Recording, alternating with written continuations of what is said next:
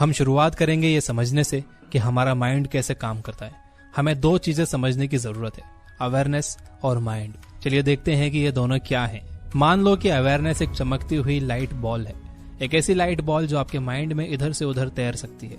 अब मान लो कि माइंड एक बहुत बड़ी जगह है, इसमें अलग अलग एरियाज हैं, गुस्सा, happiness, jealousy, food, art, science, technology, सब कुछ इस माइंड में हर तरह का एरिया है। आप आपके अवेयरनेस की उस लाइट बॉल को अपने माइंड के जो चाहे एरिया में ले जा सकते हो, आपकी मर्जी है।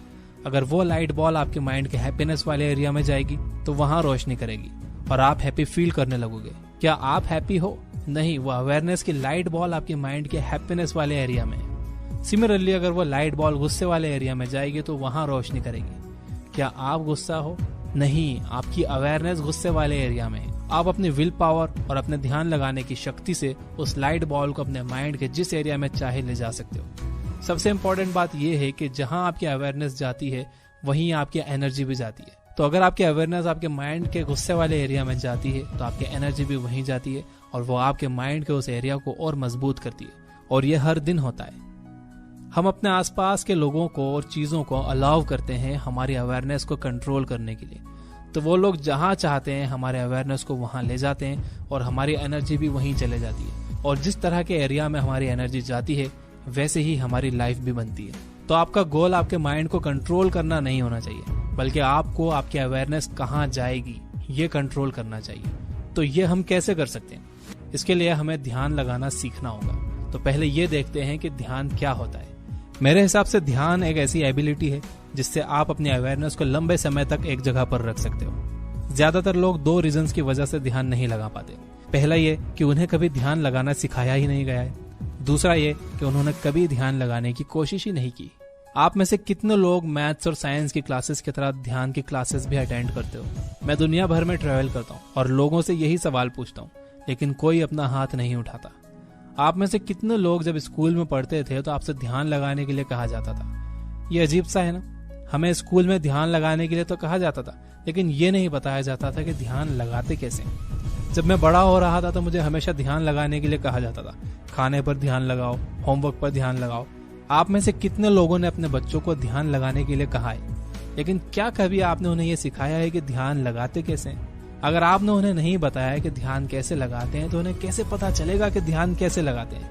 अगर आप किसी काम में बहुत अच्छे होना चाहते हो तो आपको उसकी प्रैक्टिस करनी होगी। अगर आप बहुत अच्छी तरह से किसी भी चीज पर ध्यान लगाना सीखना चाहते हो तो आपको उसकी भी प्रैक्टिस करनी होगी। लोगों को डिस्ट्रैक्शन की आदत है क्योंकि वो दिन भर यही करते हैं। ऐसा नहीं है कि उनमें ध्यान लगाने की एबिलिटी नहीं है, लेकिन चूंकि वो डिस्ट्रैक्शंस में ही रहते हैं तो वो उसमें माहिर बन चुके होते हैं। तो हम ध्यान कैसे लगाते हैं?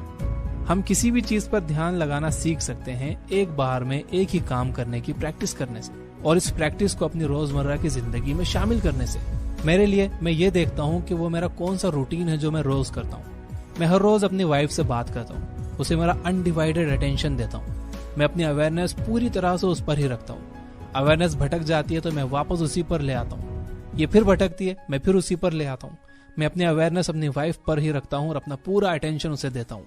मैं हर रोज अपने क्लाइंट से भी बातें करता हूँ, अपने दोस्तों से भी बातें करता हूँ। जब भी मैं किसी से बात करता हूँ तो मैं उन्हें अपना पूरा अटेंशन देता हूँ। अगर मैं फोन पर किसी से बात कर रहा हूँ तो मैं उस फोन वाले व्यक्ति को पूरा अटेंशन देता हूँ। मैं एक बार में एक ही काम करता हूँ और इसी तरह मैं दिन के खत्म होने तक 6 से 8 घंटे तक ध्यान लगाने की प्रैक्टिस कर चुका होता हूँ। ऐसा करने से मैं 6 महीनों में किसी भी चीज पर ध्यान लगाने में माहिर हो गया हूँ। किसी भी चीज में अच्छा बनने का बेस्ट तरीका ये नहीं है कि आप उसकी अलग से प्रैक्टिस करो। बेस्ट तरीका यह है कि आप उस चीज को अपने लाइफ की रोज होने वाली घटनाओं में, यानी कि अपने डेली रूटीन में शामिल कर लो। तो मैं आपको होमवर्क दे रहा हूँ। एक इंसान चुनो जिसे आप अगले 30 दिन तक अपना पूरा अटेंशन दोगे। जब भी आप उससे बात करोगे तो सिर्फ उसी से बात करोगे, अपनी अवेयरनेस पूरी तरह उस पर ही रखोगे। दूसरी चीज जो हमें डेवलप करने की जरूरत है वो है विल पावर। हर इंसान अपनी अलग अलग लेवल की विल पावर के साथ पैदा हुआ है, लेकिन हमें कभी ये नहीं सिखाया गया कि हम अपनी विल पावर को कैसे डेवलप कर सकते हैं। विल पावर मसल की तरह होती है, मैं इसे मेंटल बाइसेप्स कहता हूँ। विल पावर डेवलप करने के 3 तरीके हैं। पहला, जो काम आप शुरू कर रहे हो उसे फिनिश भी करो। दूसरा, जिस तरह की फिनिशिंग आप एक्सपेक्ट कर रहे थे उससे ज्यादा अच्छी तरह फिनिश करो। और तीसरा, जितना आप सोचते थे कि आप कर पाओगे उससे ज्यादा करो। ये तीनों तरीकों में मेहनत लगेगी और उस मेहनत को ही कहते हैं विल पावर। तो आपको विल पावर कैसे डेवलप करनी है? आपको ये तीनों तरीके लेने हैं और इन्हें भी अपनी लाइफ के उन रूटीन्स में शामिल कर लेना है जो आप डेली करते हो। मैं हर रोज सोता हूँ, रोज सोने से पहले मैं फ्लॉस करता हूँ, ब्रश करता हूँ। सुबह उठने के बाद मैं सोने की प्रोसेस को फिनिश करता हूँ। कैसे फिनिश करता हूँ? मैं अपना बिस्तर ठीक करता हूँ। और आपके साथ हर रोज क्या होता है? हर रोज मैं नाश्ता करता हूँ। अगर मेरे पास नाश्ता बनाने का टाइम है तो मेरे पास नाश्ता करने का भी टाइम है, तो फिर मेरे पास नाश्ता करने के बाद वो बर्तन धोकर रखने का भी टाइम है। तो मैं वो प्रोसेस फिनिश करता हूँ जो मैंने शुरू की थी। और मैं दिन भर जो भी काम करता हूँ उनमें ये तीनों तरीके अप्लाई करता हूँ। इस तरह से दिन भर मैं अपने विल पावर डेवलप करने की प्रैक्टिस करता हूँ। और जितनी ज्यादा मैं प्रैक्टिस करते जाता हूँ मेरी विल पावर उतनी ही स्ट्रांग होती जाती है। और अब मेरे पास बहुत सारी विल पावर है। 6 महीनों में मैंने बहुत सारी विल पावर हासिल कर ली है। तो जब मेरी अवेयरनेस भटकती है मैं उसे अपनी विल पावर से वापस उसी जगह ले आता हूँ जहां पर मुझे उसे लाना है। फिर मैं उस अवेयरनेस को एक जगह रखने के लिए अपने ध्यान की शक्ति का इस्तेमाल करता हूँ।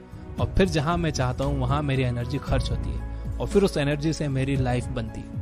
इसलिए पहले यह समझना बहुत जरूरी है कि अवेयरनेस और माइंड दो कंप्लीटली अलग अलग चीजें हैं।